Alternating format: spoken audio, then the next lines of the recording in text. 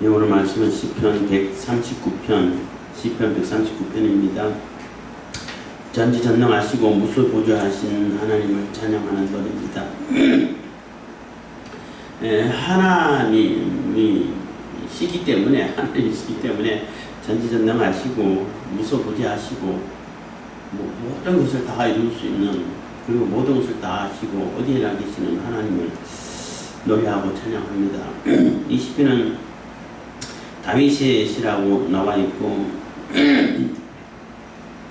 영장으로 한 노래에서 그 성가대 지휘자의 인도를 받아서 하는 노래 이렇게 할 수 있는데, 그 배경에 대해서 나오지 않지만은 내용을 가만히 살펴보고 또 들여다보면 언제쯤 이게 배경이 가장 적합할까 생각해 보면은 아마 다윗이 바세바를 범하고 우리아를 죽이고 그러고 있다가 막 마음에 끙끙끙 앓다가 그때 나단 선지자가 와가지고 당신이 바로 그 사람입니다 하고 지적했을 때 바로 회개를 했잖아요. 회개하고 나니까 얼마나 속이 시원한지 이렇게 시편에 나옵니다. 속 시원하다고. 그리고 제 용서함을 받고 또 회개하고 또 그리고 마음 추스리고 그때 이 시를 쓰지 않았을까 제가 추측하는 겁니다. 그런 느낌이 들어요. 그래서 왜 그러냐면 하나님께서 모르시는 거 없구나, 다 아시는 거구나. 아무리 숨겨도, 아무리 교묘하게 숨기고 뭐 어둠이 깔려서 아무도 못 봤다 할지라도 하나님은 다 아시는구나. 그렇기 때문에 하나님께서 아시니까 이제는 제가 죄에 빠지지 않도록 잘 인도해 주시고 이끌어 주십시오 하고 이렇게 쓰지 않았을까 이렇게 생각하게 되는 겁니다. 그래서 하나님께서는 무소부조하시고 전지전능하시기 때문에 하나님 앞에 내가 뭘 숨기려고 한다는 자체가 너무나 어리석은 일이라는 겁니다. 그렇기 때문에 하나님 앞에 다 내려놓고 하나님의 인도함을 받는 것이 우리의 인생의 가장 복된 길이라고 말할 수 있다는 겁니다. 1절입니다. 여호와여 주께서 나를 감찰하시고 아셨나이다. 그래서 하나님께서 나를 세세하게 살펴보시고 아셨는데 어느 정도로 아셨냐라면은 이제 그 2절부터 나옵니다.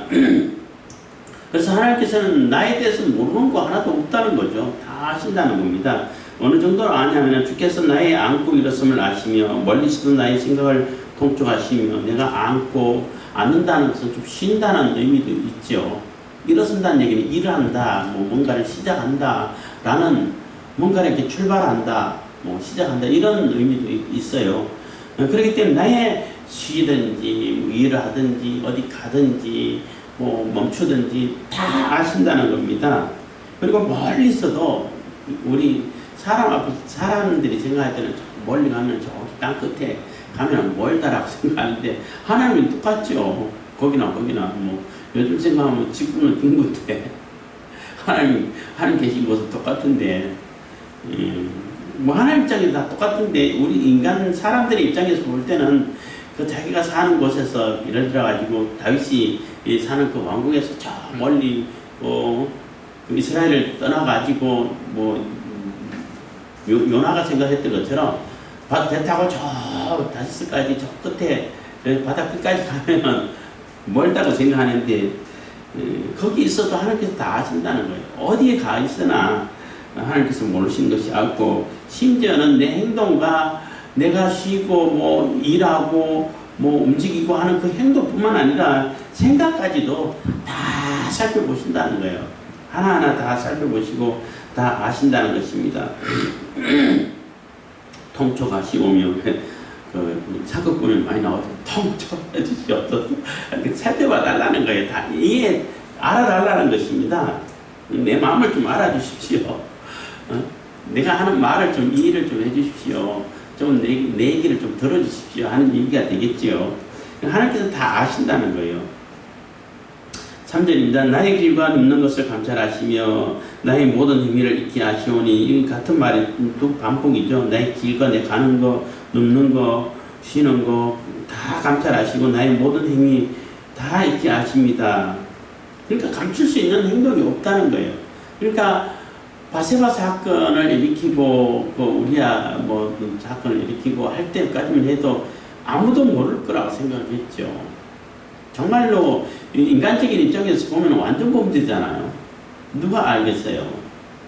요압 정도 되면은 뭔가 있는 것 같은데 요 정도로 의심은 할 수 있겠죠. 왜 저런 그 전략을 짜서 적군에 밀어놓고 다 투태버리면 당연히 죽으란 얘기인데 저거 왜 무슨 일이 있나 이 정도는 생각했겠죠. 요압 정도는 그 전략을 짜는 사람이기 때문에.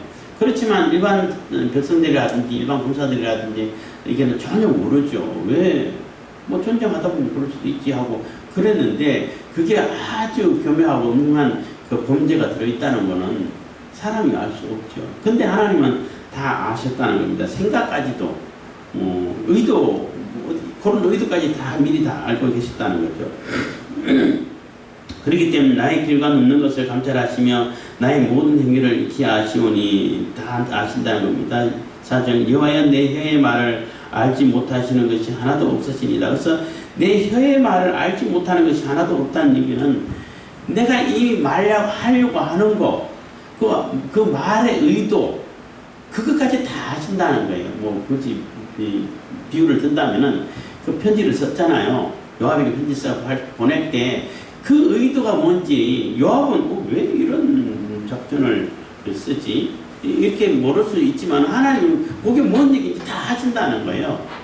내 입에서 내 혀에서 하는 말, 그 말이 무슨 말인지 무슨 의도가 있는지 무슨 말을 하려고 하는지까지도 다 아신다는 겁니다. 하나도 없다는 겁니다. 알지 못하시는 것이 하나도 없습니다. 5절 주께서 나의 전후를 들으시며 내게 안수하신나이다. 그래서 주께서 나의 전후를 들으신다는 얘기는 완전히 포위했다는 거예요. 완전히 꽉 붙들어 맸다는 거죠.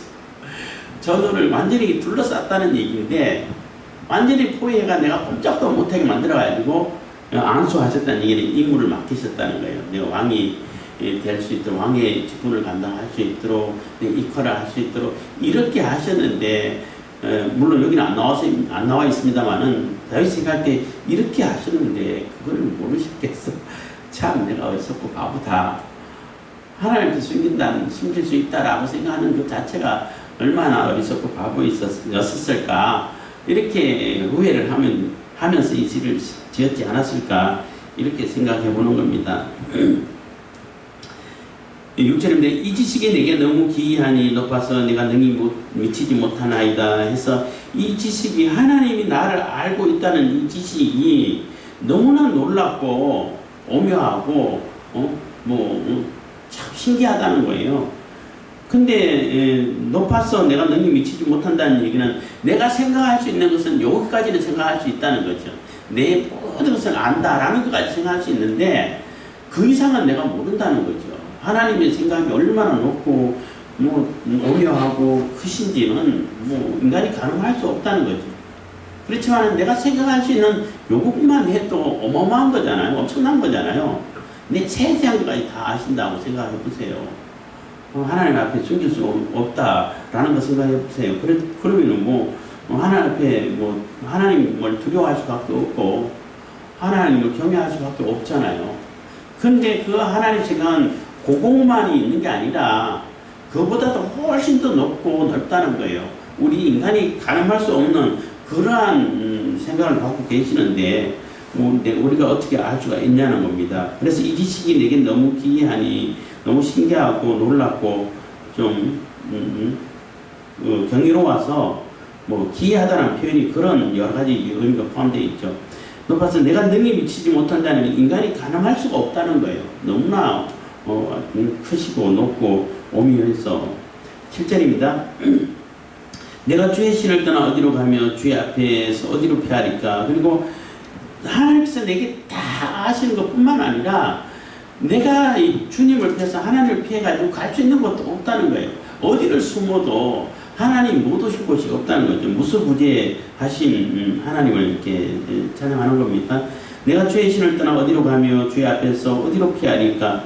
내가 하늘에 올라갈지라도 거기 계시며 내가 하늘에 올라가지고 저 우주 어디 구석에 지금 요즘 보면은 뭐 우주가 어마어마하게 넓잖아요. 뭐 안드로메다 뭐 어쩌고 저쩌고 북극성 뭐 은하수 뭐 또 다른 뭐 이렇게 은하계 또 다른 뭐 엄청나게 많은데 그 어떤 곳에 숨어도 인간은 당연히 숨지도 못하겠지만은 숨는다 하면은 못 찾지요. 그 별 엄청나게 많은 할 수도 없는 이게 측정도 할 수 없는 그런 엄청난 많은 별자리 속에 어느 한 곳에 딱 숨어 있으면은 우리 인간이 찾을 수 있어요?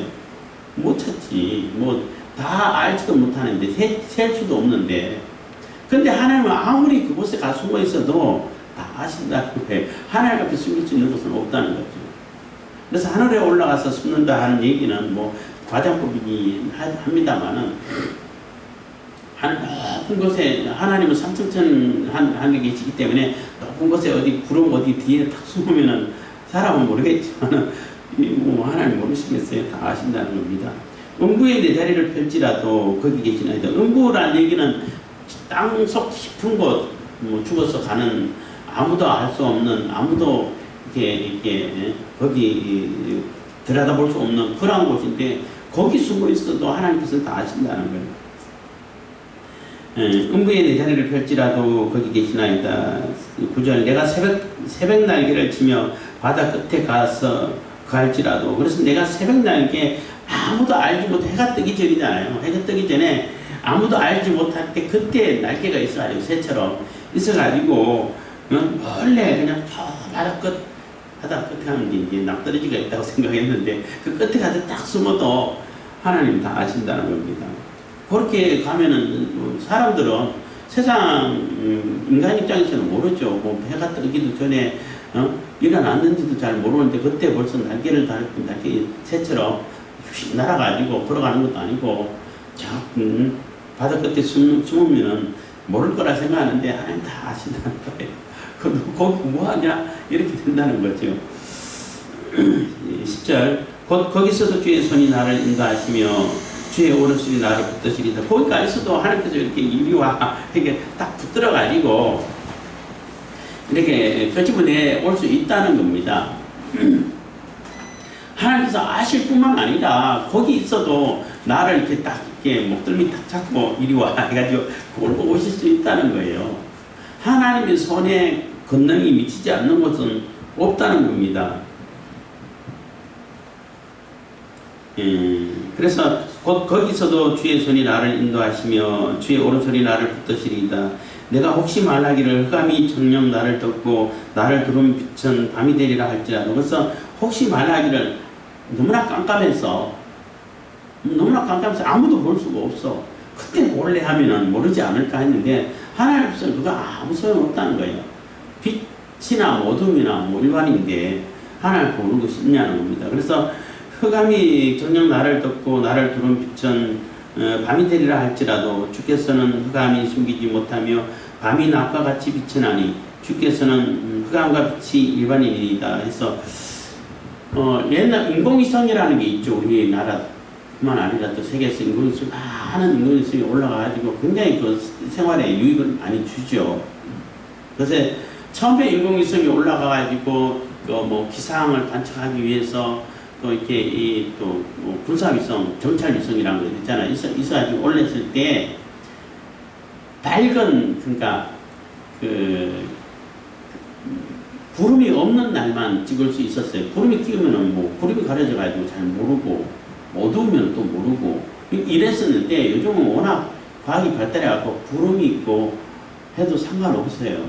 구름이 있어도 적외선으로 이제 촬영하기 때문에 구름이 있어도 아무런 상관없이 선명하게 찍고 밤에도 찍을 수 있어요. 그 인간의 그 과학의 기술로도 그거 할 수 있는데 하나님은 그런 거 없어도 하나님 있으니까 모르시겠냐는 거죠. 그래서 흑암이 숨기지 못하며 밤이 낮과 같이 빛이 나니 주에게는 흑암과 빛이 일반인이다. 그래서 뭐 햇빛이 비치고 안 비치고 아무런 의미가 없다는 거예요. 하나님 앞에서는 의미가 없다는 거예요. 낮이고 밤이고 상관없다는 거죠. 그래서 다 아신다는 겁니다. 그래서 이 외부 세계에 있는 내가 외부적으로 나타나고 행동하는 것 다 아시고 생각조차도 다 아실 뿐만 아니라 이제는 이제 내 내면에 있는 것까지도 너무나 세밀하게 아신다는 거예요. 13절부터는 주께서 내 장보를 지으시며 나의 모태에서 나를 조직하셨나이다. 그래서 하나님께서 나를 만드셨다는 거죠. 뭐 세밀한 것까지 다 이렇게 하나님께서 조직하시고 만드셨다는 거죠. 내가 주께 감사하면 나를 지으심이 신묘막측하심이라. 주의 행사가 기이함을 내 영혼이 잘 아나이다. 그래서 내가 주께 감사하면 나를 지으심이 나를 지으신 것이 너무나 오묘하고 신묘막측하다는 얘기는 이게 뭐 말로 표현이 안 된다는 거예요. 너무나 경이롭고 너무나 오묘하고 신기하고 놀랍고 뭐 이런 얘기라는 거죠. 그래서 뭐 어떻게 사람의 언어로 뭐 막 달리 표현할 길이 없다는 겁니다. 그래서 정말로 오묘하게 이렇게 지으셨는데 주의 행사가 기이하다는 말도 비슷하죠. 내 영혼이 잘 아나이다. 그래서 내 영혼을 하나님께서 잘 아신다는 거죠. 왜냐 하나님께서 만드셨으니까 세밀하게 살펴보셨으니까. 뭐 우리나라도 뭐 기계를 만들고 할 때 그 일반 사람들은 뭐 복잡하고 뭐 핸드폰이라든지 뭐 자동차라든지 하면 일반 사람들은 모르잖아요. 뭐 그런 예화도 있어요. 뭐 핸드폰 나오기 전에 그 자동차 얘기인데 어떤 자동차가 이상이 고장이 났어. 아무리 정비사가 살펴봐도 찾을 수가 없다는 거예요. 요즘은 이렇게 또 전자를 해가지고 뭐 테스트하기 꽂으면은 그 차량을 전반적으로 살펴보는 테스트하기 있어요. 그 꽂으면 어디가 이상했다는 거 다 나와. 뭐 굉장히 편리한 세상이 됐는데 그런 거 있기 전에 있죠. 하여튼 뭐 자동차 나오지 얼마 안 된 미국 포드 자동차 얘기인데 아무리 살펴도 이거 이상을 찾을 수가 없었는데 어떤 사람이 와가지고 아유 여보세요 잠깐 나가보세요 제가 봐드리겠습니다 했더니 아니 내가 경력이 얼만데 정비사 경력이 얼만데 내가 찾아도 없는데 당신이 어떻게 아냐고. 압니다. 어떻게 아냐 했더니 내가 그 차 만들었거든요. 그 만든 사람이라는 거예요. 그래서 그 사람 보니까 결함을 쉽게 찾을 수 있다는 거죠. 아, 여기 잘못돼가지고 요 작동이 잘 안 돼서 이런 예화가 있어요. 그것처럼 만든 사람은 쉽게 알 수 있다는 거죠. 만든 사람은 그거 우리는 모르기 때문에 뭐 거기에 대해서 만들지 않기 때문에 너무나 복잡하게 생각하고 너무나 정말로 저런 걸 어떻게 만들었을까 이렇게 생각하는데 전문가들은 그거 이렇게 하면 되겠네. 금방 알아요. 그 유튜브를 보다 보면은 뭐 공학도들에 대한 뭐 있고 그건 공학생들 별거 다 만들어요. 자기들이 이거 한번 만들어 볼까 하면은 또 뭐 이렇게 뚝뚝 하면은 그 비슷하게 나와. 다 만들고 그 요즘 LED 등이 있는데 그거는 그만큼 전문가 아니지만 그래도 그런데 좀 전문한데 LED 등 요거 나간대 해갖고 그 등 조그만 코딱지만한 칩이 있어요. 그 등이 있어. 그 발광체가 있어요. 그거 요거만 갈면 되겠네. 그거 갈면 또 들었어. 그래갖고 그 댓글에 어떤 사람이 저렇게 쓰면은 완전히 그 조명회사들 다 망하겠는데 이렇게 얘기도 하는데 그 아는 사람들은 별로 어렵지 않아요. 뭐 텔레비전 버려놓은 거 있으면 이 좋은 걸 왜 버려놨어요? 다 갖고 와가지고 요거 고장났네 하고 하나만 딱 붙이면 또 새 것처럼 써요. 그래서 절대 그런 사람들은 이런 거 나와있으면 절대 그냥 버리지 마세요. 근데 우리야 어떻게 버릴 수밖에 없잖아요. 요만한 티끌만한 그 부품 하나 나간 거 찾을 수도 없고 찾았다 하더라도 그거 바꿀 수도 교환할 수도 없는데 요즘 또 텔레비전은 고장도 잘 안 났죠. 한번 사면은 몇십 년을 써도 그대로 쓸 수 있는 그런 모습을 보는 겁니다. 그것처럼 하나님께서 나를 지으셨는데 얼마나 잘 아시겠냐는 거예요. 그래서 주께서 내 장부를 지으시며 나의 모태에서 나를 조직하셨나이다. 그래서 모태 어머니 뱃속에서 하나님께서 조직하셨다는 거예요. 인간의 그 생명 활동으로 인해 가지고 그냥 자연스럽게 그냥 저절로 생기는 것이 아니라 어머니가 나를 잉태해서 단세포에서부터 수정체가 일어나고 해가지고 그것도 다 하나님께서 조작하셨다는 거예요. 그렇기 때문에 내가 만들어졌다는 겁니다. 14절 내가 주께 감사함은 나를 지으심이 신유목청하심이라 주의 역사가 기함을 내 영혼이 잘 아나이다. 너무나 놀랍다는 겁니다. 영혼까지도 잘 안다는 겁니다. 내가 은밀한 데서 지음을 받고 땅의 깊은 곳에서 기이하게 지음을 받은 때에 나의 형체가 주의 앞에 숨기지 못하였나이다. 그래서 사실 아이가 엄마 뱃 속에서 잉태되고 또 그것이 태어나고 할 때 사실 잉태되고 할 때는 누가 아나요? 모르잖아요. 아무도 모르고 표시도 안 나잖아. 근데 하나님께서 그러한 생명 활동까지도 그 단세포가 움직여가지고 수정체가 되고 이러한 그 움직임도 자세하게 다 아신다는 거예요. 16절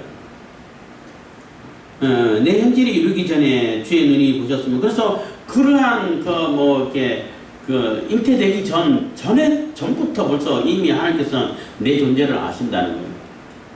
내가 만들어지기 전에 잉태되기 전부터 하나님께서 제가 다윗이 나올 거야. 이거 아신다는 거예요. 하나님께서 이미 준비하셨다는 거죠. 그러니까 얼마나 하나님 앞에 숨길 수 있다는 것 자체가 너무나 바보스럽고 어리석고 한다는 거죠. 이렇게 세밀하게 아시는데 그래서 내 행길이 이루기 전에 주의 눈이 보셨으며 나를 위하여 정한 날이 하나도 되기 전에 주의 책에 다 기록되었나이다. 그래서 이미 다 기록해놨어. 다윗이 이렇게 언제 태어나고 잉태돼가지고 언제 태어나서 언제 이렇게 쓰고 이렇게 할 거야. 미리 다 예상을 해놓으셨다는 거예요.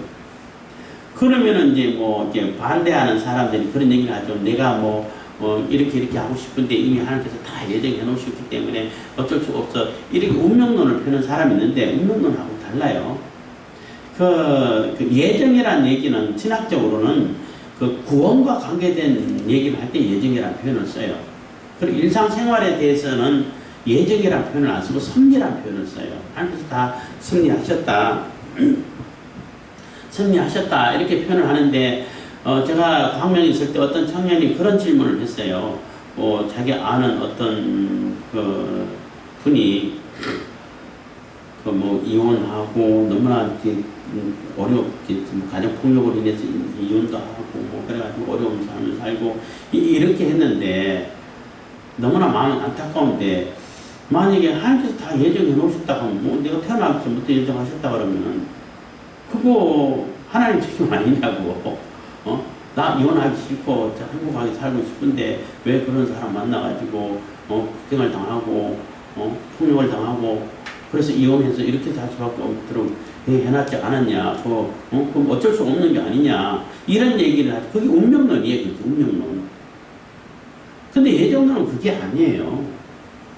지난번에도 얘기했지만 예정론은 내가 하나님께로부터 예정됐고 선택받았기 때문에 내가 뭐든지 할 수 있는 거예요.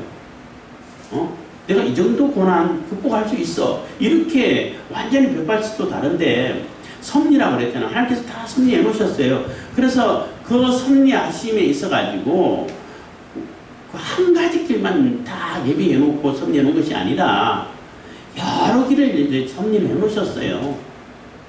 그렇지만은 여러 길이 있지만은 하나님께서 어디로 갈지는 알지. 그러니까 예를 들어 손가락을 펴가지고 얘기했어요. 내가 선택해 가는 길이 요 손가락처럼 여러 길이 있다는 거예요. 여러 길 중에 있는데 내가 이 길을 택했다 그러면은 여기 선택한 그것은 내가 자유의지를 선택할 수 있어요. 선택할 수 있는데 그 선택에 대한 책임은 내가 져야 된다는 것이죠. 그 사람이 져야 되는 거예요. 그 사람이 갈 수 있는 길이 그 길만 있었던 건 아니야. 여러 길이 있었는데 그 길을 선택하지 않고 지금 선택한 그 길을 선택했기 때문에 거기에 대한 책임과 대가를 받는 거야. 응? 받는 거예요. 그때는 나보다 나이 많은 청년이었기 때문에 존댓말 썼죠. 그렇기 때문에 그러면은 그 청년이 내가 요 길을 택한다는 걸 하나님께서 아실까 모르실까? 아시죠. 아시기 때문에 다른 길은 그냥 형식적으로만 남겨놓고 요 길만 차지하게 섭리해놓고 계획해놓으셔. 그렇지 않다는 거예요. 이 다섯 가지보다 훨씬 더 많을 수 있죠. 있는 길은 여러 가지 길이 있는데 내가 이 길을 택했다 할 때라도 이 길로 갈 수 있는 그 예비되는 그 계획도 다 짜놓으셨다는 거예요. 응? 5가지면 5가지, 10가지면 10가지로 세세하게 계획해 놓으시고 설명해 놓으셨는데 내가 어떤 길을 택해서 갈 것인가는 내 자유의지, 그래서 자유의지가 중요한 거예요. 자유의지로 선택하는 거야. 운명론이 아니라 어떤 길을 선택하든 선택할 수 있어. 근데 그 선택에 대한 결과는 책임은 내가 져야 된다는 거예요. 하나님을 심지어는 하나님을 고역할 수 있는 길도 그러한 자유까지 주셨어. 우리 인간 세계에 있어서는 그런 거 자유 안 주죠. 그러면 나라가 뒤집어지고 완전히 뒤집어지고 내가 그냥 뭐가지 날아가 버리는데 내가 그 사람을 벌할 수 있는 능력이 없어져 버리는데 근데 하나님을 고역해도 벌할 수 있는 능력이 있으시기 때문에 고역할 수 있는 자유까지 주셨어요. 어마어마한 자유죠. 근데 고역함을 택했을 때 하나님을 고역하고 배반함을 그것도 선택이죠. 자유의지로 선택했으면 거기에 대한 책임은 거기가 처벌, 거기에 대한 벌이라든지 대가는 당연히 그 선택한 자가 받아야 된다는 거예요.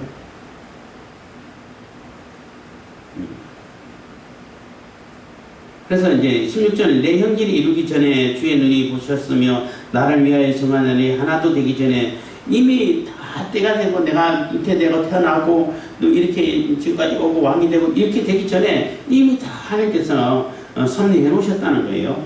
다 주의 책에 다 나낱이 기록해 놨다는 겁니다. 그때는 뭐 기록할 수 있는 방법이 책밖에 없으니까 요즘은 또 기록 방법이 여러 가지 많지만 다 기록해 놓으셨다는 겁니다. 그래서 다시 말씀드리면 하나님 앞에 뭘 숨길 수 있고 감출 수 있고 속일 수 있는 것이 하나도 없다는 거예요. 그거 자체가 그렇게 생각하는 자체가 너무나 바보스럽고 어리석다는 겁니다. 17절 하나님이여 주의 생각이 내게 어찌 그리 보배로우신지요 그 수가 어찌 그리 많은지요 해서 하나님이여 주의 생각이 내게 어찌 그리 보배로운지요 그 수가 어찌 그리 많은지요 한 얘기는 하나님의 생각이 나를 향한 생각이 너무나 많다는 거예요. 생각이 많다는 얘기는 뭐예요? 관심이 많다는 얘기예요. 내 세세한 것, 아주 세밀한 것, 아주 뭐 이렇게 작은 거, 뭐 사소한 것까지 다 관심 있게 보신다는 거예요. 하나도 그냥 관심 없게 보시는 게 없다는 겁니다. 그만큼 생각이 많다는 얘기는 그만큼 세밀하고 관심이 많다는 거죠. 그렇기 때문에 뭐 더 이상 안 그래도 숨길 수 없는데 그 관심까지 많이 가지고 있으니까 얼마나 숨길 수가 없다는 거죠. 18절 내가 세려고 할지라도 그 수가 모래보다 많도소이다. 내가 깰 때에도 오히려 주와 함께 있나이다. 그래서 셀 수도 없다는 거죠. 모래보다 더 많은데 어떻게 셀 수 있습니까? 하나님 생각. 그러니까 하나님 앞에 뭘 숨길 수 있다. 하나님 나한테 관심이 없으신가 없다. 이런 바보 생각하지 말라는 거예요. 그런 생각하지 말라는 겁니다. 너무나 관심이 많고 세밀하고 모르는 것이 없고 그 세밀한 것까지 다 관심 있게 살펴보신다는 겁니다. 내가 깰 때에도 오히려 주와 함께 있나이다. 그래서 자고 있든지 자고 있는 것도 하나님께서 관심 있게 보시고 깰 때도 꼭 바로 옆에 계신다는 거예요. 멀리 가 계시지 않는다는 겁니다. 19절 하나님이여 주께서 정령이 악인을 죽이시리이다. 피 흘리기를 즐기는 자들아 나를 떠날지어다. 그래서 하나님께서 정령이 나를 이렇게 다 세밀하게 살펴보시는데 하나님 앞에 뭘 숨길 수 있냐는 거예요. 그래서 악인을 다 심판하시고 벌하신다는 겁니다. 다 아시기 때문에. 그렇기 때문에 피 흘리기를 즐기는 자들아 나를 떠날지어다 한 얘기는 사실 이 얘기가 물론 그 악한 자들을 얘기하는 거죠. 약한 자들을 얘기하는 것이고 악한 마음을 만들게 만들고 악행을 행하고 죄를 범하게 하려고 하는 그런 자들이겠죠. 근데 조금 더 살피면 아까 제가 바세바 사건을 얘기할 때에 요거 자기를 얘기하는 게 아닐까, 자신을 얘기하는 게 아닐까, 자신 속에 그 악한 마음을 주는 그 악한 영들, 유혹하는 영들 그런 얘기를 하는 게 아닐까. 왜냐하면 자기가 피를 무고한 피를 흘렸잖아요. 무리아를 죽이고 그런 것을 교묘하게 완전범죄라고 생각하면서 했는데 그런 마음을 왜 가졌냐는 거예요. 바보스럽게. 그래서 이제 그런 마음조차도 이제 다 내게서 떠나라. 내게서 다 떠나라 하는 그러한 얘기가 아닐까. 자신 스스로에게 하는 얘기가 아닐까 하는 생각이 드는 겁니다. 물론 외부적으로 외부에 있는 그런 악한 자들도 다 포함되는 거죠. 다 떠날지어다 하고 이제 명령을 하는 겁니다. 20절 저희가 주를 대하여 악하게 말하며 주의 원수들이 헛되이 주의 이름을 칭하나이다. 그래서 주를 대하여 악하게 말하고 또 원수들이 헛되이 주의 이름을 칭하나이다. 그래서 뭐 외부적에 있는 악인들도 마찬가지죠. 굉장히 하나님 이름은 말을 하면서도 결국은 악을 행하는 그런 모습들이 보이는데 그거 다 허사란 얘기인 겁니다. 자신도 그랬다는 거죠. 오늘 굳이 이제 갖다 이제 비유를 든다면은 만약에 그때 졌다 하면은 자기 스스로에게도 그런 말을 하는 것이 된다는 거죠. 그래서 원수들이 내 속에 있는 그 원수들이 헛되이 주의 이름을称한다. 주의 이름을 말하고 하나님의 이름을 부르면서도 헛되게 얘기한다는 겁니다. 다 소용없는 것이 된다는 거죠. 아무 소용없고 하나님께 감출 수 있는 것이 아무것도 없다는 것입니다. 21절 여호와여 내가 주를 미워하는 자를 미워하지 아니하오며 주를 치러 일어나는 자를 하나지 아니하나이까. 그래서 내가 주님을 미워하는 자를 나도 미워했고 주님을 치려고 하고 주님을 반대하는 자들을 나도 미워하고 거절하고 이렇게 했다는 겁니다. 그러니까 하나님하고 이제 똑같이 살겠습니다. 하나님께서 기뻐하시는 것을 내가 기뻐하고 하나님께서 싫어하는 것을 내가 싫어하고 하나님께서 아니라 하는 것을 내가 아니라 하겠습니다. 이런 다짐이기도 하고 또 그런 마음으로 살겠습니다. 또 대부분 또 그렇게 살아오기도 했잖아요. 딱 한 번 실수했지만은 살아오기도 했지만은 이제는 앞으로 더 철저하게 그렇게 살겠습니다 하는 다짐이기도 하다는 겁니다. 지금까지 내가 그렇게 대부분 그렇게 살아온 것도 알아주시고 지금도 내가 앞으로도 그렇게 살겠습니다 하는 다짐일 수도 있다는 겁니다. 21절 그렇게 내가 하나고 그러니까 여호와께서 싫어하는 자들 여호와를 미워하는 자들 그들을 오히려 내가 미워했다는 겁니다. 22절 내가 저희를 심히 미워하니 저희는 나의 원수이다. 그래서 그런 존재는 내 원수다. 심지어는 나라고 할지라도 이거 이제 뭐 만약에 그 바세바 사건 이후에 지적받고 회개한 이후에 지었다 하면은 나라고 할지라도 하나님을 미워하고 하나님의 뜻을 배반하고 하는 그런 자들은 나라 할지라도 나의 원수가 됩니다. 뭐 나 말고 다른 사람은 말할 것도 없고 이렇게 고백을 하는 것입니다. 22절 하나님이 나를 살피사 내 마음을 아시며 나를 시험하사 내 뜻을 앞서서 그래서 나를 세세하게 아시니까 다 살펴보시고 내 마음을 아시고 나를 시험하사 하는 얘기 나를 뭐 테스트한다 이런 표현도 있고 나를 살펴본다는 뜻도 있어요. 나를 자세히 살펴보셔가지고 내 뜻을 진짜 내 뜻이 이거구나 다 아십니다. 알아주십시오. 기도하는 것입니다. 내게 무슨 악한 행위가 있나 보시고 나를 영원한 길로 인도하소서. 그래서 내게 그렇게 조그맣게 싹트는 그 바세바 사건을 일으키는 것도 악이 싹이 터가지고 거기에 넘어가게 했잖아요. 그렇게 싹트는 악을 하나님께서 이제 다 제거를 해주셔가지고 내가 이제는 영원한 길로 하나님의 길로 인도해 주십시오. 다시는 그러한 죄에 빠지는 어리석은 바보 같은 그러한 짓을 하지 않도록 그러한 길로 가지 않도록 이제 영원한 하나님께서 기뻐하시는 그 영원한 길로 갈 수 있도록 하나님께서 인도해 주십시오 하는 거예요. 왜냐하면 하나님께서 인도하지 않으시면은 내 스스로는 그걸 못 간다는 거예요. 바세바 사건에도 마찬가지지만은 그 잠깐의 순간에 빠져가지고 그걸 덮으려고 자꾸 덮고 하려고 하다가 보니까 엄청난 일까지 가버렸는데 내 스스로는 이 통제를 못하니까 성령께서 하나님께서 다 살펴보시고 악한 거 다 이게 제거해 주셔가지고 나를 영원한 길로 이끌어 주십시오. 성도의 견인 이런 표현 쓰잖아요. 신약적인 용어인데 성령께서 나를 딱 붙잡아가지고 이렇게 끌고 가주십시오. 그래야 영원한 길로 갈 수 있지 안 그러면 갈 수 없습니다. 라고 이렇게 고백을 하는 것입니다. 그래서 하나님께서는 모르시는 것이 없다는 거죠. 뭐 모르시는 것을 있고 모든 것을 다 아시기 때문에 아시고 뭐 안 계신 것이 없기 때문에 어디든 갈 수 있는 분이시기 때문에 그 무소부재라는 얘기할 때 자꾸 이제 설명하는데 여기 풀에도 있고, 뭐, 저기도 있고, 뭐, 여기 기계 속에도 있고, 이런 얘기가 아니에요. 그거는 다 신론이고. 그런 얘기가 아니고, 하나님께서 나는 거기 안 갈 거야. 나 거기에 있고 싶지 않아. 하면 없는 거예요. 안 가는 거예요. 그러니까 하나님께서 의지해가지고 내가 어디든 가야겠다. 라고 마음 먹으시면은, 의지하시면은 못 가는 곳이 없다는 거예요. 그게 무소부지 개념인 거예요. 무소부지 얘기하면 사람들이 자꾸 이제 다신론 해가지고 범신론 해가지고 큰 나무 할아버지 해가지고 나무에도 있고 어디 바위에도 있고 뭐 어디 바다에도 있고 여기도 있고 막 흩어져 있는 이렇게 생각하는데 그게 아니에요.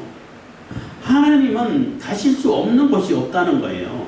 어디든 의지만 하시면 다 가실 수 있다는 거예요. 근데 나 거기는 안 갈 거야 하면은 거기 안 계신 거예요. 그러니까 하나님 의지에 따라 달려 있다는 겁니다. 그러한 하나님이시기 때문에 하나님 앞에 무언가를 숨기려고 하는 것은 너무나 바보스럽고 어리석은 일이 된다는 거예요. 그런 것을 좀 깨달아 알고 다 아시기 때문에 우리를 살피시고 아시기 때문에 하나님 앞에 뭔 감추려고 한다는 그러한 의도는 어리석은 짓이고, 그렇지만 내 속에 악이 있는 것까지도 나는 잘 모르지만은 하나님께서는 다 아시니까 그 악조차도 제거를 해 주셔가지고 나를 성령께서 이끌어 주셔가지고 영원한 길로 인도해 주십시오. 다시는 어리석고 바보스러운 그런 죄에 빠지는 그러한 그러한 삶을 살지 않도록 하나님께서 이끌어 주십시오. 성령께서 나를 견인해 주십시오. 하고 고백하는 얘기가 되는 겁니다. 그래서 이 시는 뭐 지혜의 시, 찬양시 이런 표현도 씁니다만은 어쨌든 그러한 하나님 앞에 찬양하면서 하나님의 인도함을 받아서 하나님의 길로 가는 영원한 길로 인도받는 그러한 우리들이 다 될 수 있기를 바라겠습니다. 기도하겠습니다. 사랑해 주셔서 감사합니다. 이 시간에도 은혜와